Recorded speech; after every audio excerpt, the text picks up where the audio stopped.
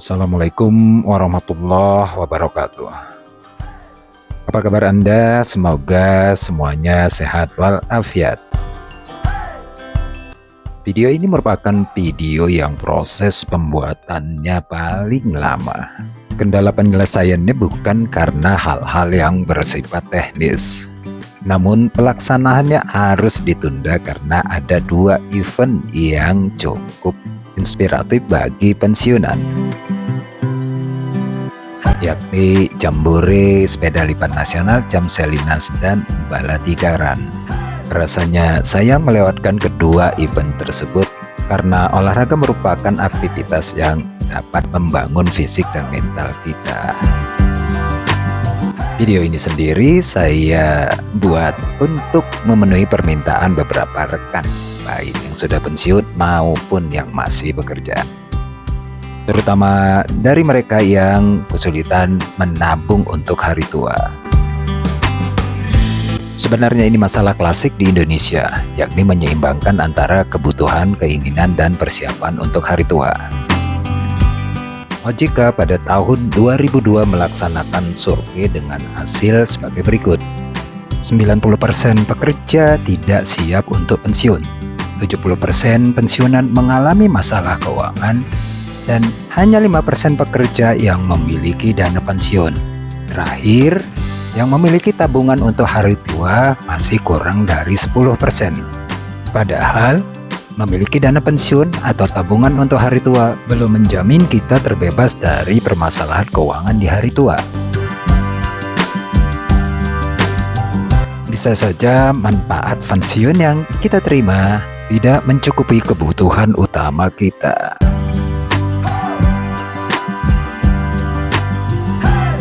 Namun sebelum lanjut, saya ingin membuat disclaimer dulu bahwa strategi dan solusi yang saya berikan hanya merupakan pengalaman pribadi dan pengamatan semata. Manfaat tabungan tentu saya tidak perlu bercerita banyak, sebagian besar dari kita sudah memahaminya.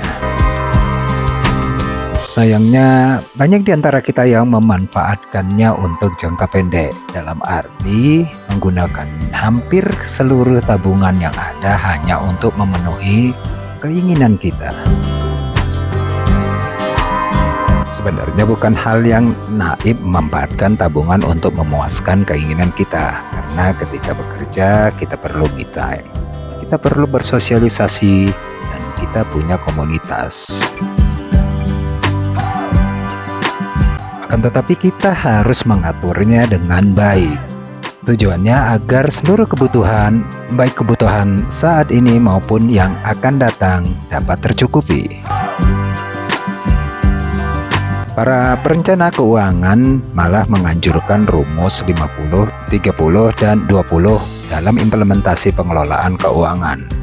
Maksudnya 50 untuk kebutuhan, 30 untuk keinginan, dan 20 untuk tabungan. Rumusan tersebut merupakan rumus dasar yang bisa kita pedomani ketika menyisihkan uang untuk tabungan. Walau demikian, kita tidak bisa kaku dalam implementasinya, karena tidak sedikit juga rekan-rekan kita yang penghasilannya sangat terbatas. Tips saya untuk mereka yang penghasilannya terbatas untuk menabung: simpan seluruh tambahan pendapatan, baik itu yang berasal dari bonus maupun kenaikan gaji, sebagai tabungan investasi. Abaikan dahulu pengeluaran untuk pemenuhan keinginan, apalagi untuk gaya hidup. Secara umum, kenaikan gaji karena dua hal, yakni disebabkan kenaikan pangkat atau jabatan, dan kenaikan rutin tahunan yang disebabkan oleh kenaikan harga-harga atau inflasi. Untuk tambahan penghasilan karena kenaikan pangkat atau jabatan, Anda harus menabungnya selama mungkin. Dengan kata lain, mempertahankan pengeluaran selama mungkin. Namun jika kenaikan diakibatkan oleh kenaikan inflasi, maka jangka waktu untuk menabungnya tertentu, misalnya 3 atau 6 bulan. karena konsumsi Anda perlu Anda sesuaikan kembali. Namun, seandainya akibat inflasi Anda harus berhutang karena kenaikan harga-harga tadi, maka Anda harus mengkaji ulang keuangan Anda. Seandainya pengeluaran sudah tidak dapat disesuaikan lagi, mungkin Anda harus mempertimbangkan pemasukan. Alternatifnya adalah pindah ke perusahaan lain atau meminta bantuan dari pasangan Anda seperti berjualan, karena artinya keuangan Anda bermasalah. Selanjutnya, kita beranjak pada instrumen investasi. Ada ratusan dan bahkan ribuan instrumen investasi, namun saya hanya akan menampilkan instrumen yang mudah didapatkan di Indonesia. Di pasar modal ada saham, obligasi, dan reksadana. Di pasar uang kita bisa membeli valuta asing, crypto money, atau menabung di deposito dan DPLK. Pada produk asuransi kita bisa ikut program anuitas.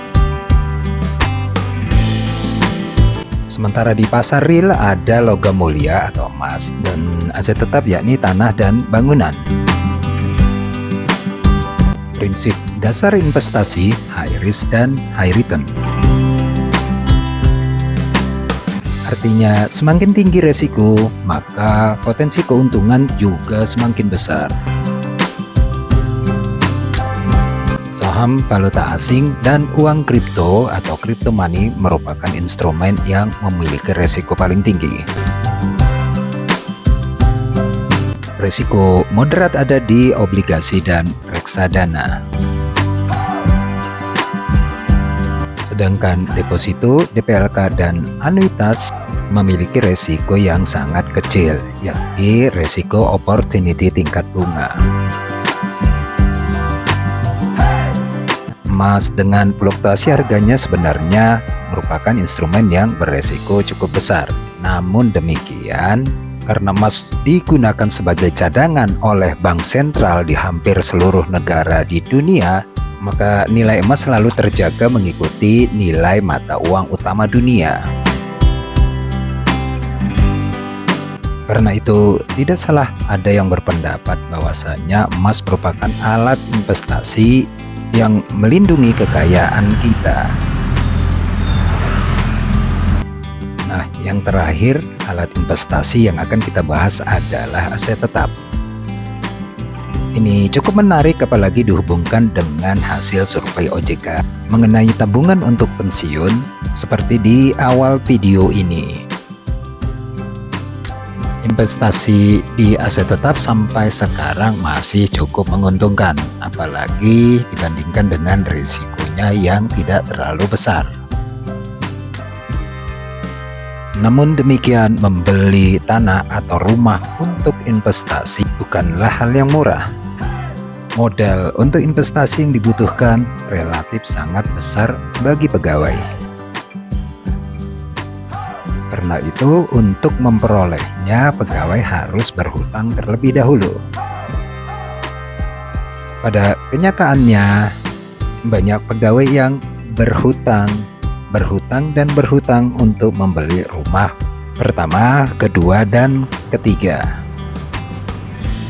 Rumah-rumah tersebut merupakan tabungan yang akan dimanfaatkan ketika pegawai tersebut pensiun nantinya.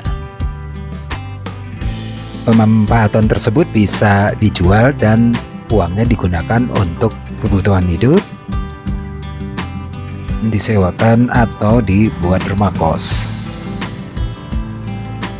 Bukan hanya rumah, hal ini juga berlaku untuk ruko dan tanah.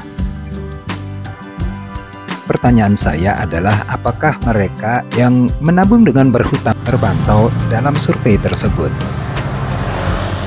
Strategi berhutang untuk tabungan hari tua, menurut saya, sampai sekarang paling efektif dibandingkan dengan tabungan pensiunan lainnya.